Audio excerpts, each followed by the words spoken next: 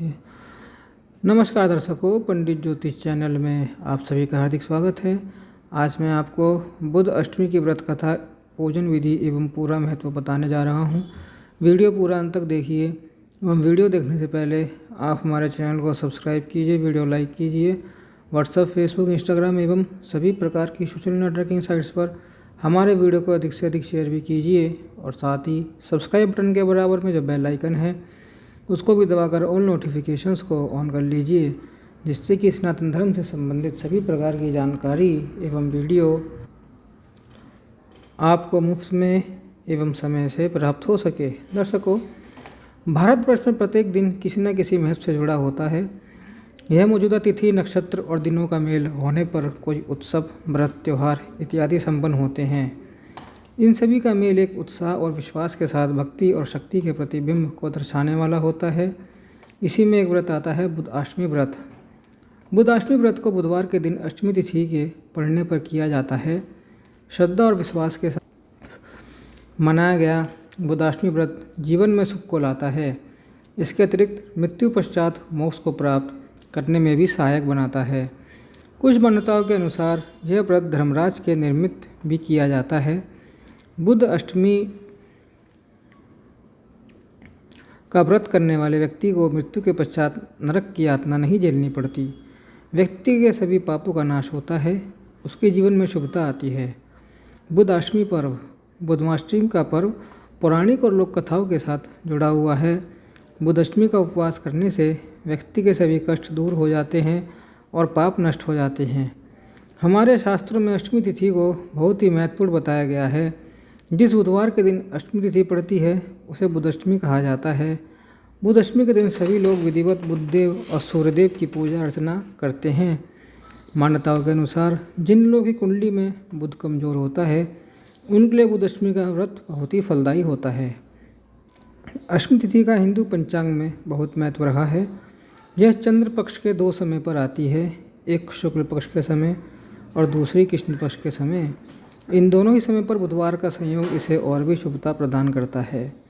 यह तिथि प्रत्येक माह में 2 बार आती है। जो अष्टमी तिथि शुक्ल पक्ष में आती है उस दिन बुधवार का समय होने पर बुधाष्टमी का पर्व अत्यंत शुभदायक होता है। शुक्ल पक्ष की अष्टमी के स्वामी भगवान शिव हैं। इसके साथ ही यह तिथि जया तिथियों की श्रेणी में आती है। इस कारण से बहुत ही शुभ मानी गई है। बुधाष्टमी व्रत दिलाता है विजय। बुधाष्टमी पर विजय की प्राप्ति के लिए बहुत ही उपयोगी होता है। यह व्रत उन कार्यों में सफलता दिलाने में बहुत सहायक बनता है जिनमें व्यक्ति को साहस और शौर्य की अधिक आवश्यकता होती है। धर्मराज, माँ दुर्गा और भगवान शिव की शक्ति के लिए भी बुधाष्टमी का व्रत बहुत महत्व होता है। इस व्रत की ऊर्जा का प्रभाव व्यक्ति को जीवन शक्ति और विविधाओं से आगे बढ़ने की क्षमता प्रदान करता है। जिस पक्ष में बुधाष्टमी का अवसर हो उस दिन यह सिद्धि का योग होता है। बुधाष्टमी तिथि में किसी पर विजय प्राप्ति करना उत्तम माना गया है। यह विजय दिलाने वाली तिथि है। इस कारण जिन भी चीज़ों में व्यक्ति को सफलता चाहिए वे सभी काम इस तिथि में करे तो उसे सकारात्मक फल मिल सकते हैं। यह दिन बुरे कर्मों के बंधन को दूर करता है। इस दिन लेखन कार्य, घर इत्यादि वास्तु से संबंधित काम, शिल्प निर्माण से संबंधित काम, अस्त्र शस्त्र धारण करने वाले काम का आरंभ भी सफलता देने वाला होता है। बुधाष्टमी की पूजन विधि। बुधाष्टमी का व्रत करने से पहले सभी तैयारियों को कर लेना भी सही होता है। व्रत के पहले दिन व्रती को चाहिए कि वह सात्विकता और आध्यात्मिकता का आचरण करना चाहिए। बुधाष्टमी के दिन व्रती को चाहिए कि वह ब्रह्म मुहूर्त समय पर उठना चाहिए।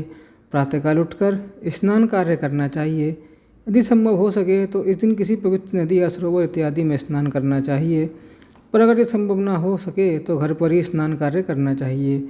घर पर अपने नहाने के पानी में थोड़ा सा गंगाजल मिलाकर स्नान करना गंगा स्नान जैसा फल दिलाने वाला होता है। अपने नित्य कर्मों को कर लेने के बाद व्रती को पूजा का संकल्प लेना चाहिए। पूजा स्थान पर एक पानी में भरा कलश स्थापित करना चाहिए। कलश के पानी में गंगाजल भरना चाहिए। इस कलश को घर के पूजा स्थान में स्थापित करना उत्तम होता है। बुध अष्टमी के दिन बुध देव व बुध ग्रह का पूजन किया जाता है। पूजा में बुध अष्टमी कथा का पाठ भी करना उत्तम फल प्रदान करने वाला होता है। भक्त को चाहिए कि इस दिन व्रत का संकल्प भी धारण करें। बुधष्टमी के व्रत के अवसर पर संपूर्ण दिन मानसिक, वाचिक और आत्मिक शुद्धि का पालन करना चाहिए। इसे भगवान के समक्ष धूप, दीप, पुष्प, गंध इत्यादि को अर्पित करना चाहिए। भगवान को विभिन्न पकवान और मेवे, फल इत्यादि का अर्पित करने चाहिए। बुध भगवान की पूजा विधिवत तरीके से संपन्न करनी चाहिए। पूजा अर्चना करने के पश्चात भगवान बुधदेव को भोग लगाना चाहिए। पूजा समाप्ति के बाद भगवान का प्रसाद सभी लोगों में वितरित करना चाहिए। बुधअष्टमी की व्रत कथा और महत्व। कई जगहों पर बुधअष्टमी के दिन भगवान शिव और पार्वती की पूजा होती है। श्री विष्णु भगवान का पूजन, श्री गणेश जी का पूजन भी किया जाता है। इस दिन घर को अच्छी तरह से साफ सुथरा करके इष्ट देव की पूजा करनी चाहिए। शास्त्रों के अनुसार बुधअष्टमी के दिन भगवान की पूजा करना जीवन में सकारात्मकता और शुभता लाने वाला माना जाता है। बुधअष्टमी की कथा का संबंध वैवस्वत मनु से भी संबंधित बताया गया है। इसके अनुसार मनु के 10 पुत्र हुए और एक पुत्री ईला हुई थी। ईला बाद में पुरुष बन गई थी। ईला के पुरुष बनने की कथा इस प्रकार रही। मनु ने पुत्र की कामना से मित्रावरुण नामक यज्ञ किया, पर उस प्रभाव से पुत्री की प्राप्ति हुई। कन्या का नाम ईला रखा गया।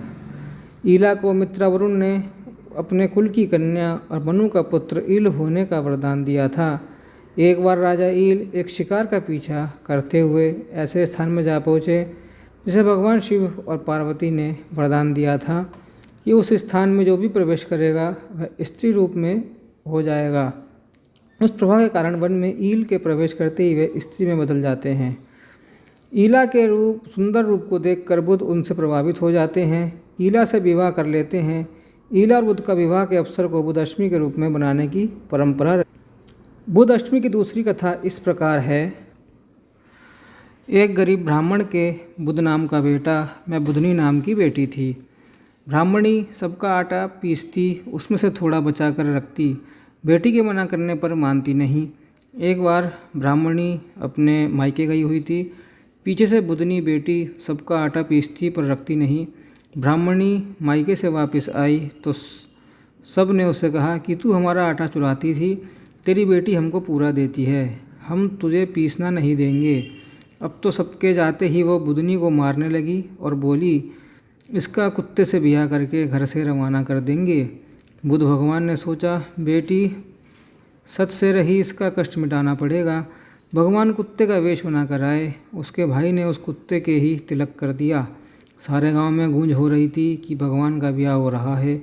बुधनी की माँ जिससे काम कराए वो ही कहे, हमको तो फुर्सत नहीं है, भगवान के ब्याह का काम है।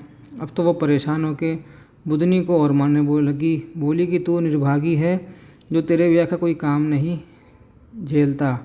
ब्याह की बेला भगवान कुत्ते का रूप ले गांव में हल्ला हो गया कि बुधनी का ब्याह कुत्ते से हो रहा है। बोली, भगवान अब परीक्षा मत लो, सब मेरी हंसी कर रहे हैं। तो भगवान असली रूप में आ गए और विदा होते समय पालकी में बुधनी को 100 भंगार कर बैठाया और विदा कराई। ससुराल में समय बीता। एक बुधनी की सहेली बोली, भगवान तुझे तो ऊंची रखते हैं पर साथ की चाबी तुझे नहीं देते। बुधनी चाबी की जिद भगवान से करने लगी तो भगवान ने चाबी दे दी। ताला खोला, देखा कि माँ एक नरक जैसे वातावरण में पड़ी है। तुरंत भगवान के पास जाकर बोली, मेरी माँ की दशा क्यों हुई? भगवान बोले, ये अपने कर्मों का दुख भोग रही है। बुधनी बोली, आप कैसे जमाई मेरी माँ के हो, इसी वास्ते माँ को छुड़ाओ। भगवान बोले, तेरी भाभी बुधअष्टमी का व्रत करे तो ये जन छूटे। बुधनी मायके गई। भाभी के बच्चा होने वाला था। वो आई और बोली, इसका कष्ट दूर होते ही इसको बुधअष्टमी का व्रत करवाएंगे। थोड़ी देर में भाभी के लड़का हुआ। बेटा हुए बाद बुधनी बोली, चांद ने पखवाड़े में बुधवार को आने वाले अष्टमी का 8 व्रत करके 9वें में उद्यापन करना। पोथी सुन्नी 8 जोड़ा जोड़ी को जिमा कर वस्त्र देने, दक्षिणा देना और हाथ जोड़कर कहना, मेरे माँ बाप जिस जून में होवे वहाँ से निकलकर वैकुंठों में वास करें। बुध और उसकी स्त्री ने यह व्रत किया और नरक में उसकी माँ को छुड़ा वैकुंठ का वास कराया। बुधनी ने भी अपनी माँ को नरक से निकालकर स्वर्गलोक की प्राप्ति कराई। और बुध और उसकी स्त्री ने व्रत किया और नरक से बुधनी ने अपनी माँ को नरक से छुड़वाया। इसी तरह सब बेटियाँ अपनी माँ को वैकुंठ वास के लिए व्रत करें। इस प्रकार भूदशमी की 2 कथाएं संपन्न हुई। ओम नमो नारायणाय, ओम नमो भगवते वासुदेवाय।